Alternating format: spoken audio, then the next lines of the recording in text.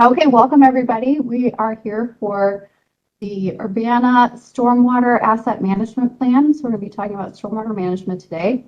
Thank you all for joining us. I'll do some quick introductions of who's going to be talking today and who's available for questions. We go to the next slide.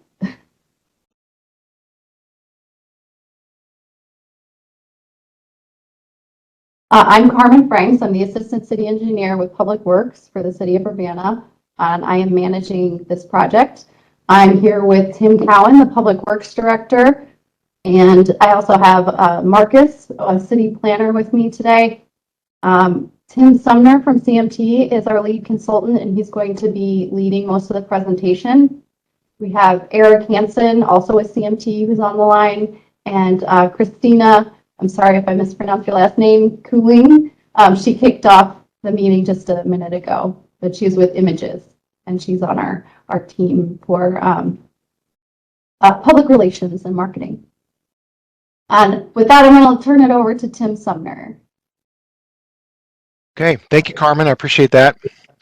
Well, we've got several things to cover today in our meeting about the Stormwater Asset Management Plan. And just to give you a brief agenda of what we're going to talk about, we'll give you a program overview, look at the data analysis and the findings, program solutions, the all-encompassing preliminary program costs, where we go from here, and then questions and comments. And really, the whole reason we're doing this meeting today, this evening, is to get the feedback from the public. And so your questions and comments are important to us. And the best way to do that is at the Q&A session, which will be held at the end of the presentation. Just click on the button with the three dots to expand those options, select the Q&A, and then type in your question or comment. So we will get going on the presentation, but as we go through this, be sure to make note of your comments and your questions, and we will be sure to address those at the end. All right, well, as Carmen mentioned, we're part of the project team, but we don't do this alone. We are working closely with the City of Urbana, the Public Works staff, as well as Images Inc. But we also have a financial consultant that's on our team. They're not here tonight, but the company name is Raftellus, and so it's certainly everybody's input that makes this eventually the better stormwater asset management plan.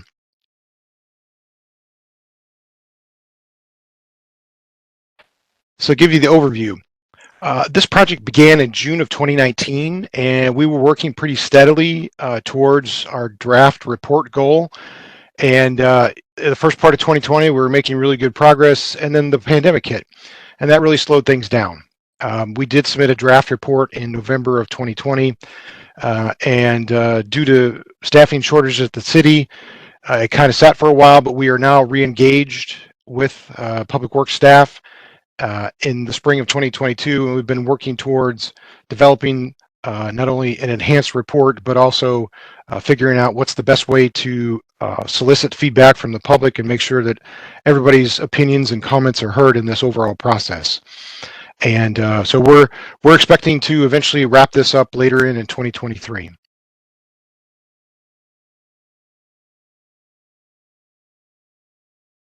Well, one of the big reasons we are doing this report is the City of Urbana is a municipal separate storm sewer system, or MS4, and they have this program that they have to manage and maintain. And it comes about as a result of an IEPA permit that's issued every 5 years for water quality. And the permit and/or the MS4 revolves around 6 minimum control measures, or MCMs for short. And there's a lot of abbreviations when we're talking about regulatory programs, but the 6 minimum control measures are public education and involvement, really what we're doing here tonight, as well as public participation, illicit discharge detection and elimination, which could mean there's sanitary sewers connected to the storm sewers, and then that's getting into the creeks and the rivers.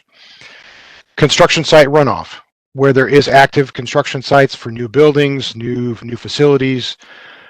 We're making sure that there are best management practices in place to control that runoff so it's not polluting the waterways. Post-construction runoff control is number 5, and that deals with making sure that the built environment that's already in place, we've got best management practices in place to control the volume of runoff and try and improve the water quality. And then lastly is number 6, pollution prevention and good housekeeping. And that affects the publicly owned facilities such as the Public Works Building, maintenance facilities, City Hall, Fire Department, police, etc. Making sure that whatever's going on at those particular locations, we're instituting and utilizing best management practices to control the runoff and try and improve the overall water quality.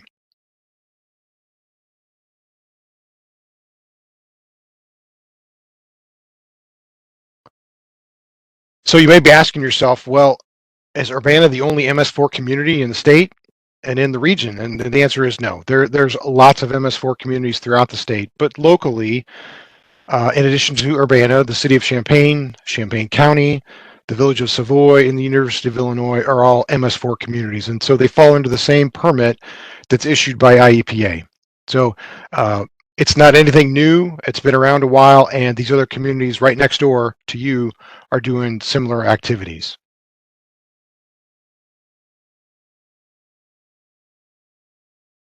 So the next question is, why are we undertaking this study? Well, there's some good reasons for doing that. First off, the last stormwater management, stormwater master plan that was done for the city of Urbana was in 1980. So at least 40 years ago. And a lot of things have changed since 1980. But what we really want to do with this particular study is, first off, we want to document the storm drainage system needs of the Urbana community.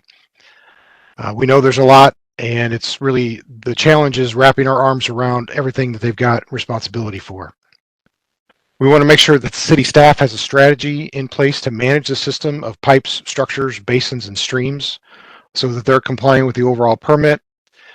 We want to make sure there's opportunities to implement green stormwater infrastructure. In other words, infrastructure that is aesthetically pleasing, but really helps absorb that runoff before it gets into the system.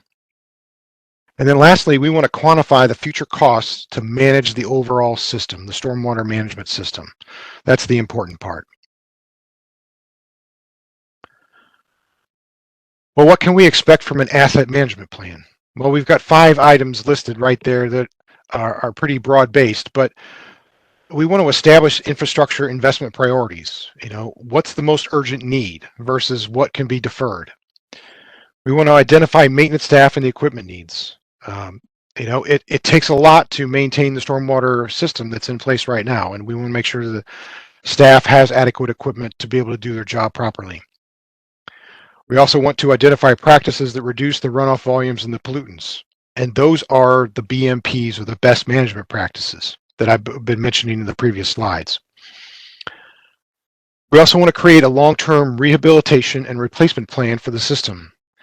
You know, it's infrastructure doesn't last forever. It starts to deteriorate and can eventually fail, and we want to get to those critical parts before we do have to deal with sewer collapses or any sort of other failure. And then lastly, we want to quantify the system annual cost of ownership.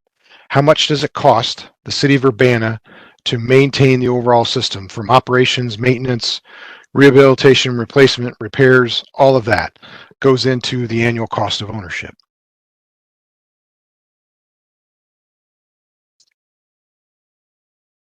Well, we put together a schedule and a process, and for establishing stakeholder involvement, stakeholder engagement. And as you can see on this particular slide, we've got several different aspects of that. You know, data gathering, looking at the different levels of service, different scenarios for this master plan, the management plan. How much are these different programs or scenarios going to cost? And then how do we narrow those down? And then how do we get to the final recommendation in the report that we're shooting towards here later in 2023? Well, we're looking at annual capital and maintenance plans, the actual planning framework, the level of service, and the total cost of ownership, which, you know, have mentioned here in previous slides, but we're going to get into more detail here in the next few slides. So in addition to this meeting tonight, Other stakeholder engagement activities include, we've got a technical advisory committee, and that's made up of local business owners, nonprofits, neighborhood groups, and other just interested folks that want to know more about the stormwater management system. There's also social media opportunities to get engaged. There's information on the city's website. There will be information forthcoming in city newsletters. And then eventually we're going to make a presentation to the city council. So lots of opportunities here for stakeholder engagement.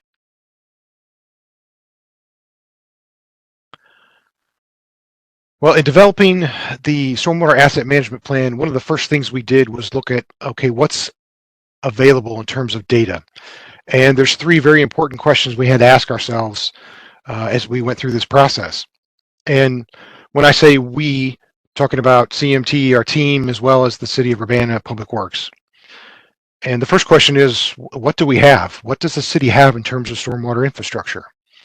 How much is it worth?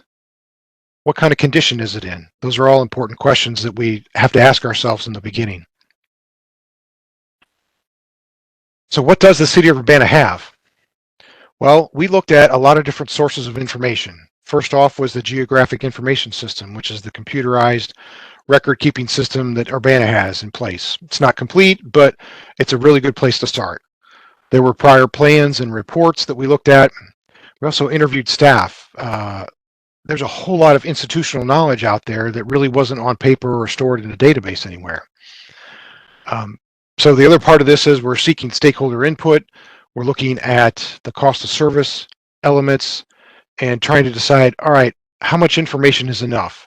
And what kind of gaps do we have that we really need to fill?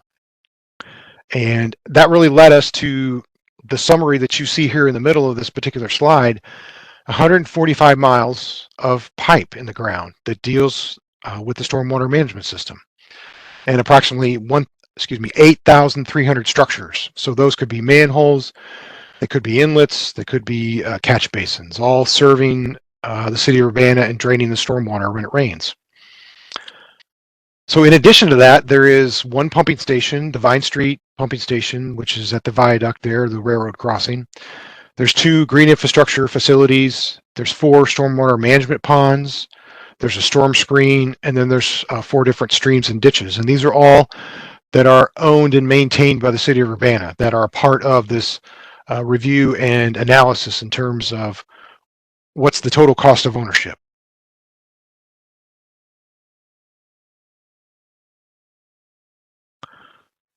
Well, if I go back to the other slide, we want to know, what are our assets worth? How much would it cost to replace these assets? And there's quite a few of them. And so we went about that by looking at, all right, if we would have to literally replace everything in the entire system in today's dollars, what would that cost?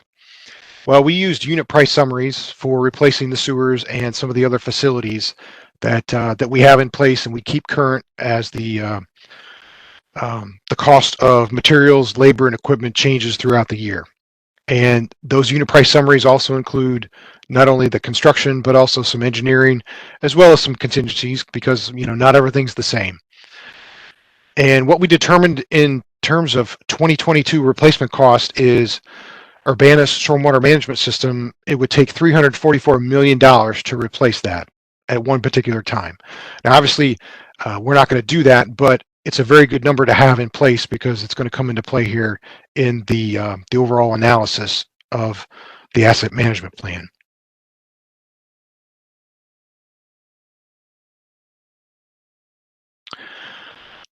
Well, there's certain things that we need in place to be able to come up with the overall stormwater management plan and how we project out the overall system needs. And one of those is what's the overall age of the system? Because we don't have condition assessment done yet, we need to make some assumptions about how old the system is. Well, there weren't very good maps from the early part of the 20th century. There weren't any records available. And so we had to make some assumptions. And one of the assumptions is that population growth from the U.S. Census Bureau is available on a per decade basis. And the assumption is that those assets, Urbana Stormwater Management System, were built to keep pace with the population growth. And so we allocated sewer, the length of sewer, based on the decade and the percentage of population growth in that decade. Um, just as a point of reference, from the 1980 report, there were 73 miles of sewer in place serving the city of Urbana at that time. Based on the 2019 GIS record, we have 145 miles, so almost more than double in that about 40-year period.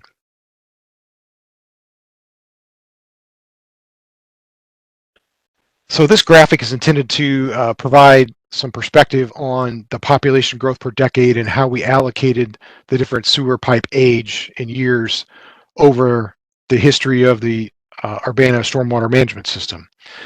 And it really kind of started around the turn of the 20th century, around 1900 is what we could find with the information available. And as you can see, obviously Urbana has grown throughout the decades. It's really leveled off here in the last 20 years. But based on that allocation for the storm sewer pipes, at least a third of the overall system is at least 100 years old. Some of it may be older than that. I mean, I went to the library and looked for records, and I found records from council meetings in the late 1800s that reference the building of storm sewers. So we know that at least some of those storm sewers were built in the late 1800s, early 1900s, and so it's not a bad assumption that a third of the overall system is 100 years or older. And then, as you can see, um, with the last 20 years, there's a decent amount of storm sewer that's been built with the current development that's taken place across the city.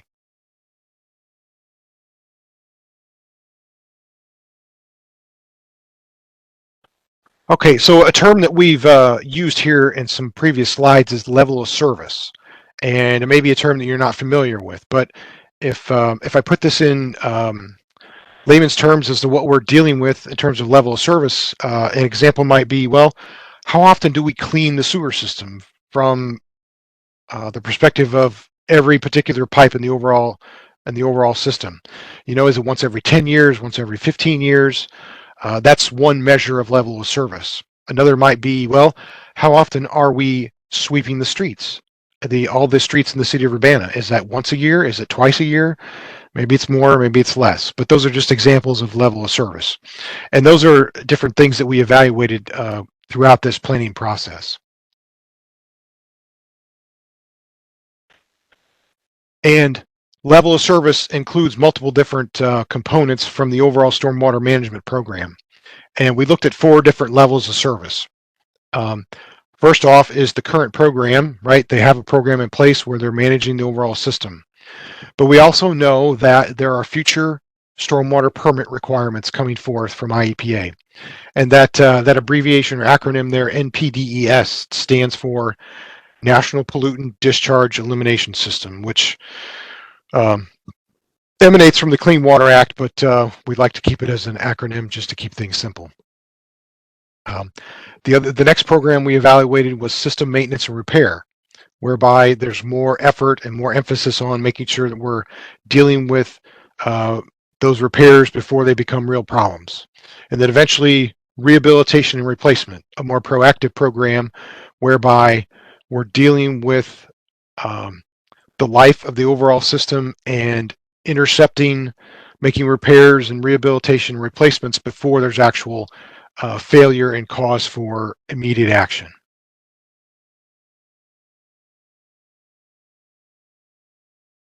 If we take those 4 different levels of service and compare them to the cost, you know, as with anything, the more involved in the programming there is, the greater the cost, the higher the cost, and that's no different with this, right? There's an established cost already with the current program.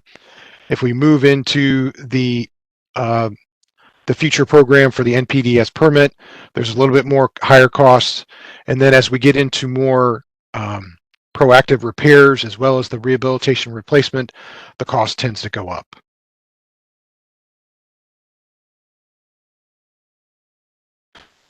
Okay, so program solutions. we looked at several different solutions for improving the overall stormwater management program with the stormwater utility.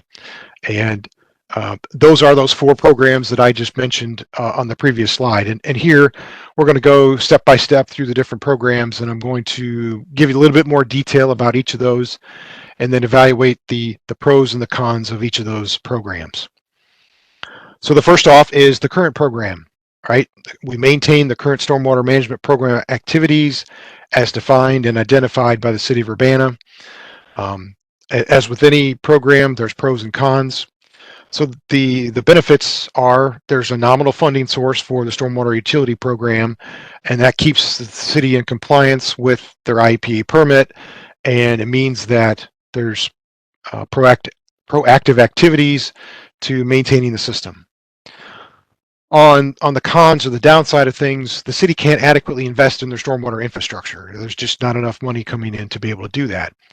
And that means that the city falls further behind in their maintenance activities. And when we talk about these levels of service, one that's identified on these lower levels of service is reactionary mode, right? They're not able to predict and deal with things on a proactive basis. They're in reactionary mode. Okay, we had a storm sewer failure out here in the street. We've got to go out and repair it, as opposed to, well, we know that we've got a crack in the pipe, and so therefore we're going to repair it before it becomes a real problem. So the second program is addressing the future NPDES permit requirements. So that includes not only the current program, but some additional activities by Urbana Public Works to comply with this forthcoming MS4 rules and this new NPDES permit. Now, they're mostly administrative and requires some additional reporting on the part of Urbana. But again, with the pros and the benefit side of things, the city can address the forthcoming increased regulation of the stormwater management activities. It also allows the city to keep pace with the increased regulatory requirements. On the downside, the city does not provide additional investment in the stormwater infrastructure in program number 2. And the city's still in reactionary mode with that particular program.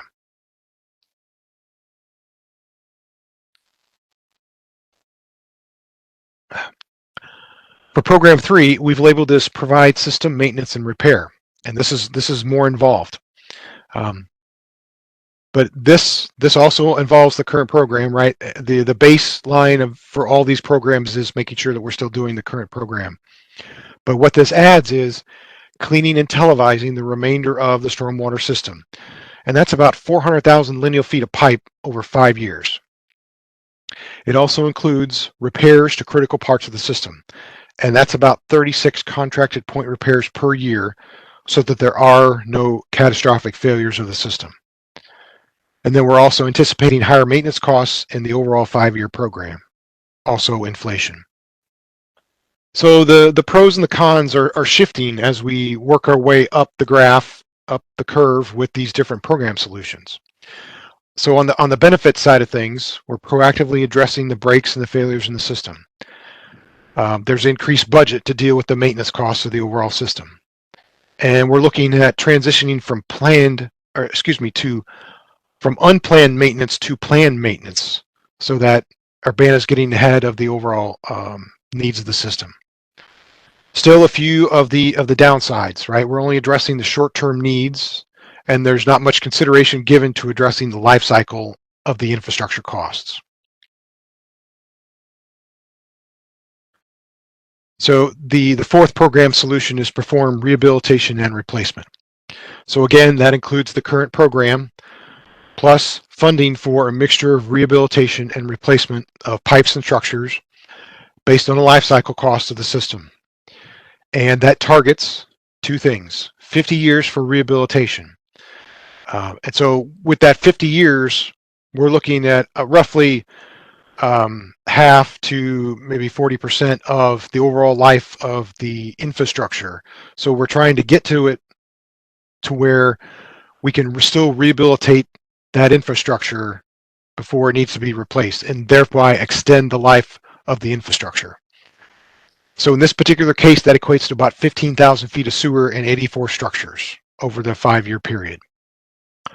For replacement costs and replacement infrastructure, we're looking at 125 years.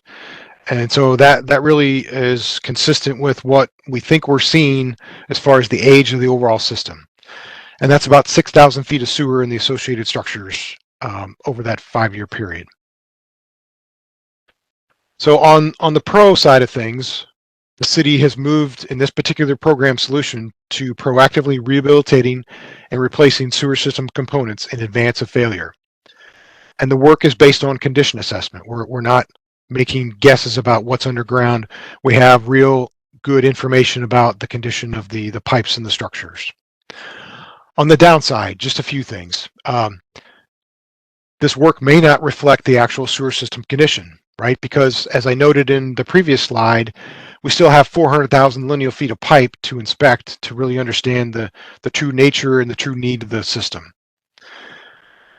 So with that big question mark out there, the cost may change due to the sewer condition. In other words, once we find the condition and assess the condition of the sewers and the structures, there may be more needs out there than what we've anticipated, or there may be less.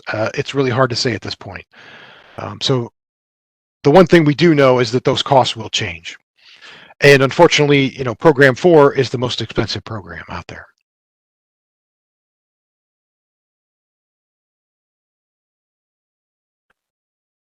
So thinking about the different levels of service and the costs associated with that, we need to ask other really important questions to the City of Urbana Public Works. What are you currently spending on the program? And what are your needs and priorities? And then when and where do we really need to act sooner rather than later?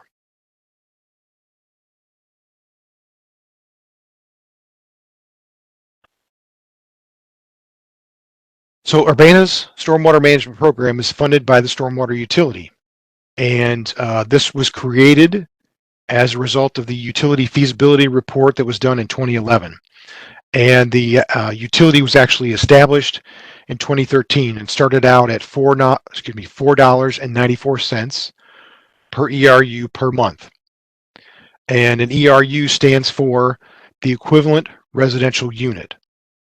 And based on the feasibility report, that equated to 3,100 square feet of impervious area. And then impervious area is areas that don't absorb and soak up the rainfall. So in other words, your house, your driveway, your patio, garage. It was determined in that feasibility study that for the residential properties within the city, the average impervious area was 3,100 square feet. And so the charges to the residential properties within the city are based on that 3,100 square feet. So everyone pays per one ERU. Now, I mentioned it started out in 2013 at $4.94 per ERU per month. And as of 2022, that rate is $5.60 per ERU per month. And you may be asking yourself, well, I pay that bill every month, but where does that money go? Well, it's broken down into 7 categories. Administration and finance, there's planning and engineering, operation and maintenance, the NPDES MS4 permit compliance, water quality, incentives and credits, and then lastly, capital construction.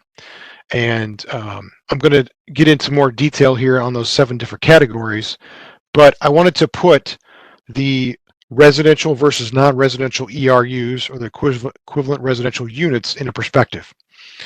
So there's a little over 8,000 parcels within the city of Urbana that are classified as single-family residential. And it's those parcels that are paying for 1 ERU per month. It's the non-residential parcels that are paying multiples of that ERU. And there's at least 979 non-residential parcels in the city of Urbana. Now, just a quick summary of how those shake out. There's at least, on the low end, there's one that has 1 ERU. On the high end, there's a parcel that has 589. So that's 589 multiples of that 1 ERU that the average residential property is paying. The average is 66. There are just a few exclusions from that summary, and there's special users such as the University of Illinois, Champaign County, the School District 116, Park District, and the City of Urbana itself. But when we talk about the non-residential parcels, we're talking about commercial properties, apartment complexes, multifamily homes, businesses, etc.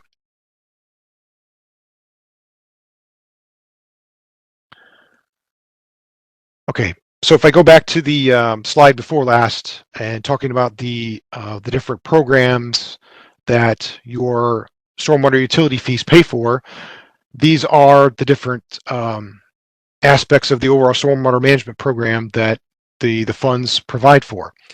So first off is administration and finance, and that's where the bills are issued and where the money comes in and how the money gets distributed back to the city of Urbana to be able to operate the program. Planning and engineering is the technical staff that keeps things running, right? We've got to have engineering technicians, we've got to have GIS and stormwater professionals to be making sure that we're in compliance with the overall program and the permit. Then there's operations and maintenance, right? These are the folks that are out in the field doing the work, making sure that the pipes are clear, the inlets have been cleaned off. They're cleaning and televising sewers, making sure that pump station's operational. It's that staff as well as the tools and the equipment they need to be able to do that properly. Then comes the MS4 permit compliance. There's effort and time associated with making sure that the forms are filled out and that compliance is being adhered to with the overall program requirements that are put forth by IEPA. Water quality, right? There's a rain barrel reimbursement program as well as rain gardens for the non-residential properties, making sure that when the water does run off and it's going through these particular facilities that it's being absorbed, and hopefully we're reducing the number of pollutants reaching the streams and the creeks. There is an opportunity for incentives and credits for the non-residential properties. When they install rain gardens or other best management practices, they have the potential to get a credit for doing that. And then lastly, the capital construction. There's improvement projects that go on throughout the year, and those are paid for through the funding, the stormwater utility. And then also the sump pump discharge abatement program as well.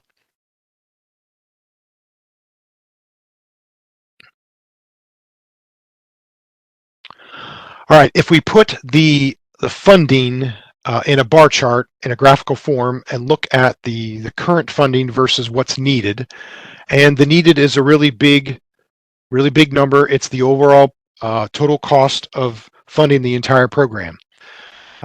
So on the left there, we have the 7 different categories: administration and finance, all the way down to capital construction. And looking at 3 important aspects of those overall program elements, we look at the NPDES MS4 compliance, the operations and maintenance, and then the capital construction.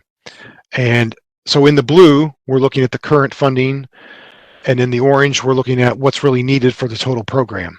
And as you can see, the MS4 compliance really doesn't change a whole lot, just from an overall standpoint. The operations and maintenance would change quite a bit, going from about $760,000 to a little over $2 million. And then the big one is the capital construction, right? Going from about $145,000 to $6.4 million, which is really telling, and that goes back to the fact that the city of Urbana has a lot of pipe and structures in the ground that deal with the stormwater management, and with some of them being 100+ years old, it's going to be costly to make repairs and eventually rehabilitate and or replace those.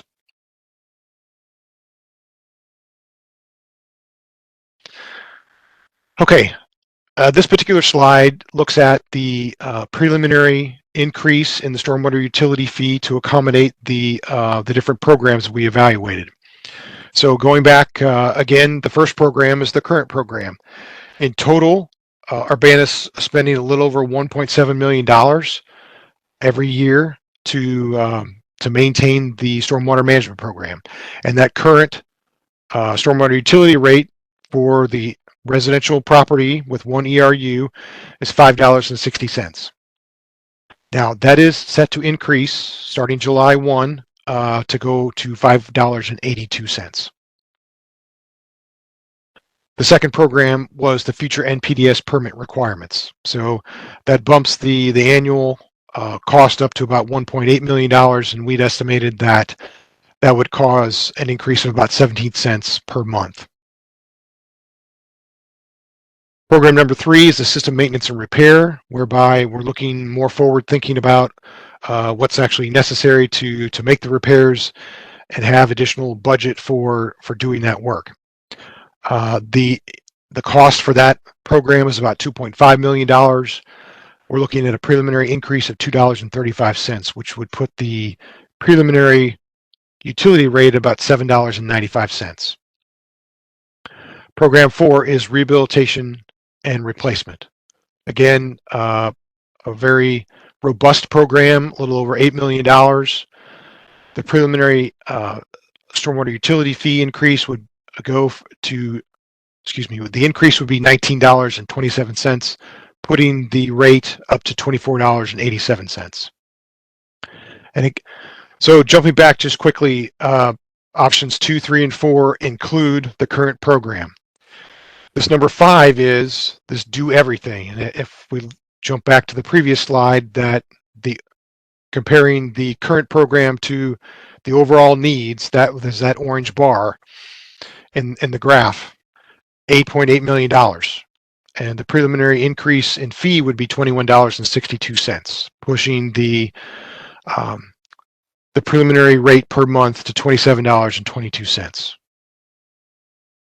Now, the caveat with this particular slide is that these costs have not been evaluated by our financial subconsultant, Raftellus. And so that's why we're saying these are preliminary at this moment. So when we get done with the report, these rates could change slightly one way or another. We're just not sure which way yet.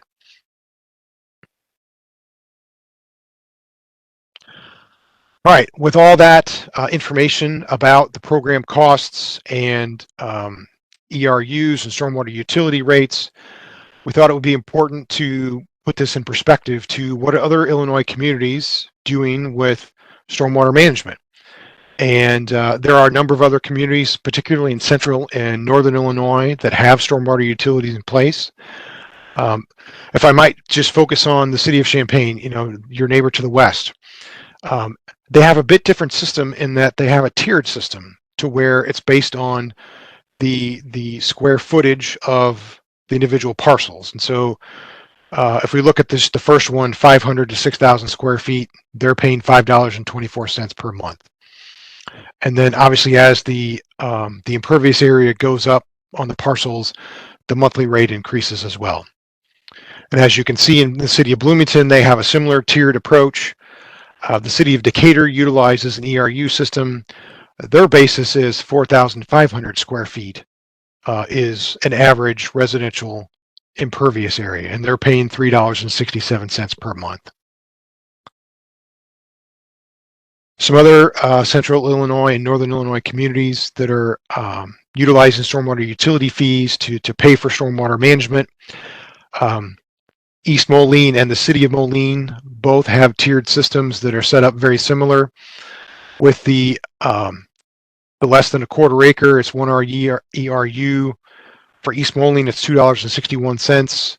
For the city of Moline, it's $7.59, right? And I think the basis of all these monthly rates goes back to, what are the total costs for ownership of the stormwater management systems in these respective communities. The city of Peoria has a bit different system in that they're looking at a billing unit system, and it's based on per 1,000 square feet of impervious area. And the monthly rate for that 1,000 square feet is $5. So the village of Morton, the town of Normal, and also Rantoul, they also have stormwater utilities. Morton and Normal surprisingly have the same, or pretty close to the same number of impervious areas as the basis for their ERUs. Whereas Rantoul is just a fixed rate. Everyone pays $3.43 per month for the utility.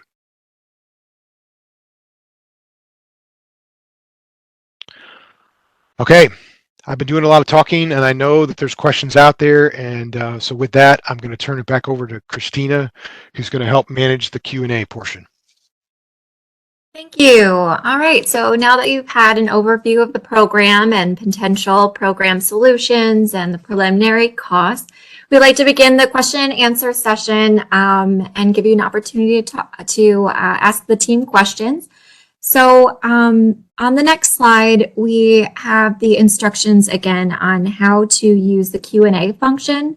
And you should see a Q&A feature at the bottom of your screen. If you do not see Q&A, then click on the 3 dots, and that will give you the ability to pop up expand the options and select Q&A, and then you can type in your question.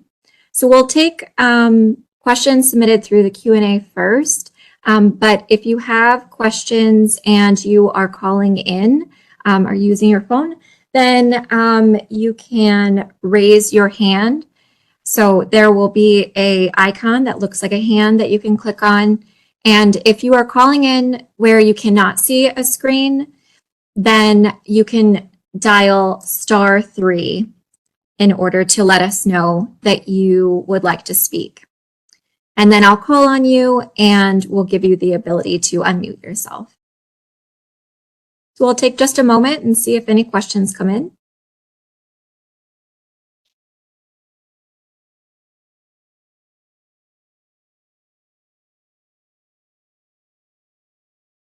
All right. David, I see you. Just one moment while we see if there's any questions come in the Q&A.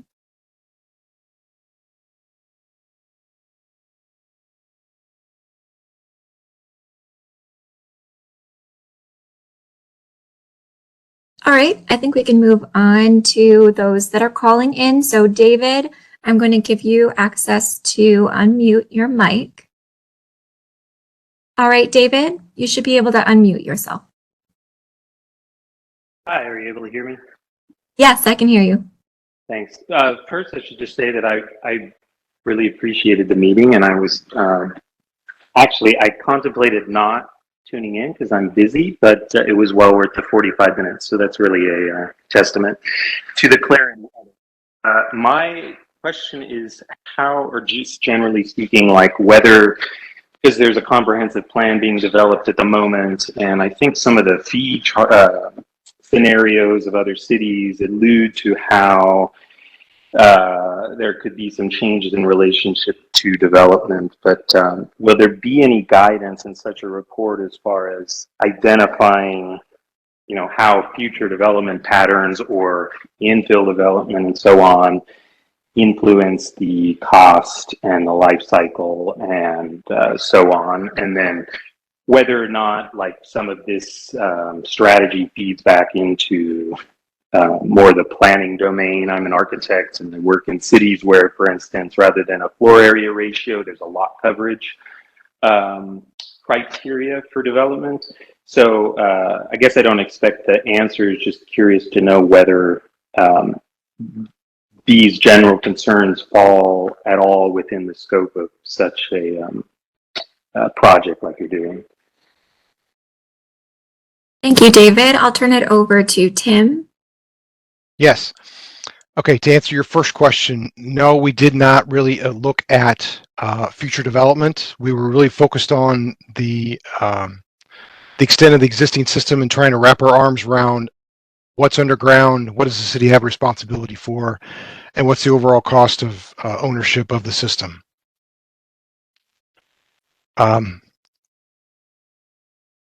You might have to repeat your second question for me because I'm not sure Yeah, it's not a specific question. Let's just say around this, you know, I'm not an expert in this as you are, but to me, when you were describing the difference between, say, Champaign, how that's calculated based on, and there's kind of brackets rather than a kind of average of residential, like, I guess, like those to me relate to planning as far as, what the strategy. I guess let me put it as a question: will there be any guidance as far as you know, out to implement those different rate structures as it relates to, say, development, and advancing. Let's not even say constructing new stormwater infrastructure, but because those inherently sort of influence development, I suppose. Sorry that that's not a well-formed question. I'm just thinking along those lines, rather basically versus the average system that we have in Urbana at the moment. Okay. At this point, we are not evaluating a change in the billing system. If you were talking about changing from an average impervious area to some sort of tiered structure, like Right. Moline and Bloomington and Champaign have, no. Okay. We were not anticipating that. Hey, Okay. Tim. Yes. Yeah, this is Eric Hansen. I'll offer a few thoughts on David's question, or maybe comment is what he's offering up. So the stormwater utility, and for any of these communities, they're all based on impervious area surfaces. Well, not any. Rantoul is not, but all the others are looking. The billing is based on the impervious area on a piece of property. Tim, I think the ones that are tiers, those are tiers for residential properties, correct? Yes. Yeah. So commercial properties and anything is non-residential, it doesn't fall into that tiered system. They're billed based on their actual impervious area. So as soon as you get outside of a residential property, where you're talking about commercial development, industrial properties, where there's lots of impervious area, they're being billed based on their actual impervious area, and that's pretty universal amongst most. A large percentage of stormwater utilities across the United States. So just that billing system in itself. So if you're a developer or a property owner contemplating building something on a piece of barren, vacant ground, whether it's infill development or greenfield development, you might want to think about, how can I build the square footage I need and minimize the amount of impervious area? And that's the beauty of a stormwater utility, because we're rewarding people who are going to minimize their impervious area, because we know that impervious area is directly correlated to runoff quantity. That's why the system works. So it's but then I think you said you're an architect, so you're familiar with building codes and zoning codes and things like that. In every community, and Urbana is no different, is looking at, they do consider and evaluate, and I can't speak for Urbana specifically as to what they're doing, but the building code, zoning code ordinances sometimes are based on, require so many parking spaces per whatever, hospital beds or, whatever it is. So those things, that sort of system isn't always, compatible with the idea of minimizing impervious area. So it's a balance, because we do need pavements, we do need rooftops. But so it's just a balance between the needs and and water quality runoff priorities. Thank you. I was going to add to that. This is Carmen with the City of Urbana. Tim had said we are not proposing the tiered system for the residential properties. We're not proposing any specific rate yet, but we are considering what the impact might be if we did go to a tiered system like one of these other cities. So everything is under consideration right now. It's possible, but like Eric said, these are just for the single family residential properties, not for commercial, industrial, or large scale residential properties, which are just built based on impervious area. Okay. And I'll come to the city council when this is presented to endorse the importance of this. But I may as well just share it here that this is important work to me as a citizen, and I endorse and could tolerate a rate increase. So we have you recorded saying that. Thank you. Sure. Thank you. Thank you, David. All right. All right, if there are any others, please raise your hand. Again, that's if you're joining just by phone, that's *3, or click on Q&A.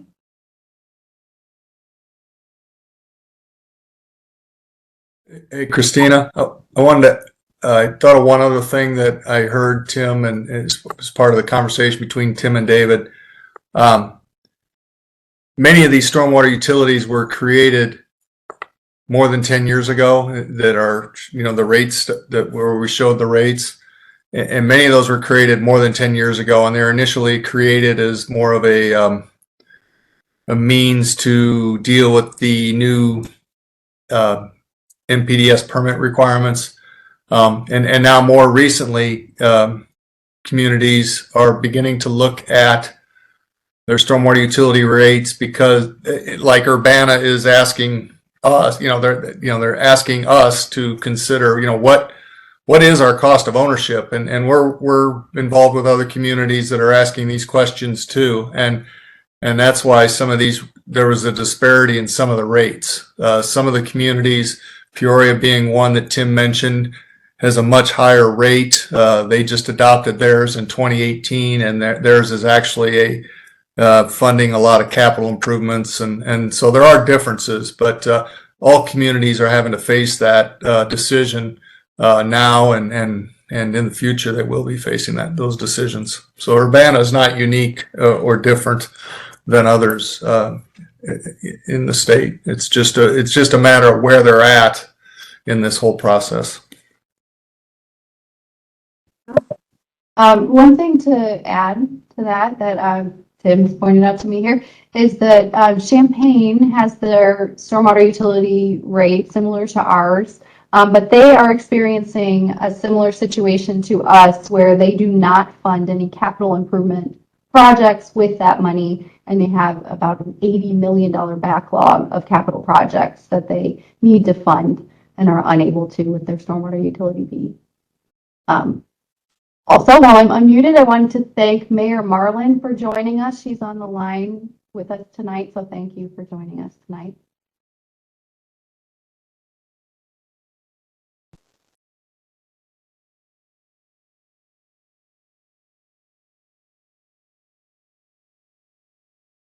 All right, I don't see any other questions that have come in. I think we can move on to the next slide that has some information about providing additional comments. So if you do have more comments, we do encourage you to go to the website. Your input is very valuable to us and will help Urbana develop an effective stormwater asset management plan. So, one that really meets the needs of the community. So on the screen, you will see a link to the comment form, which is a survey, and that's at urbanaillinois.us/SWAMP, and that's for Stormwater Asset Management Plan. And so we encourage you to submit any additional comments or questions you may have using that comment form and survey. And there's also additional contact information at that link if you'd like to submit comments in other ways by phone, email, etc. So comments received by May 25th this year will become part of the public meeting record and will be considered prior to moving on to the next step of the study. Although, as always, Urbana is happy to receive comments at any time.